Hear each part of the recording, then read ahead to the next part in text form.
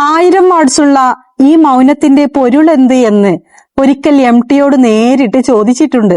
സഹജമോ ആർജിതമോ എന്ന്.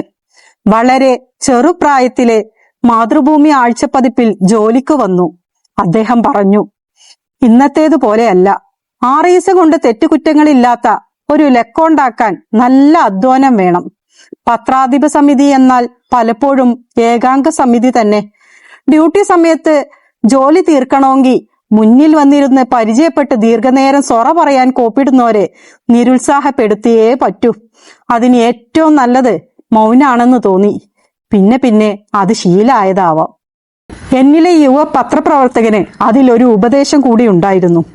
അക്ഷരം കൊണ്ടുള്ള ജോലിയെ സഹായിക്കുക ഉച്ചരിക്കുന്ന വാക്കല്ല, എഴുതുന്ന വാക്കാണ് എന്ന് പറഞ്ഞു തരികയാണ്. നാവടക്കുക, പണിയെടുക്കുക എന്നല്ല, നാവിനേക്കാൾ വലിയ ഒരു വാക്കുൽപാദന അവയവം വേറെയുണ്ട് എന്നത് തന്നെ. അതിന് ഹൃദയം എന്നാണ് പേര്. മൗനമാണ് അതിന്റെ സുരക്ഷാ കവചം എന്നു തന്നെ. മാതൃഭൂമി ബുക്സ് പുറത്തിറക്കിയ വാതിൽ എന്ന സുഭാഷ് ചന്ദ്രന്റെ ലേഖന സമാഹാരങ്ങളടങ്ങിയ ഒരു പുസ്തകമാണിത്. മാതൃഭൂമി ആഴ്ചപ്പതിപ്പിൽ വാതിൽ എന്ന പേരിൽ തുടർച്ചയായി എഴുതിക്കൊണ്ടിരുന്ന ലേഖനങ്ങളുടെ സമാഹാരമാണ് ഈ ഒരു പുസ്തകത്തിൽ അടങ്ങിയിരിക്കുന്നത്.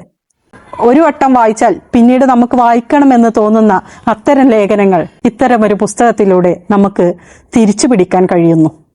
എല്ലാവർക്കും നന്ദി, സ്നേഹം.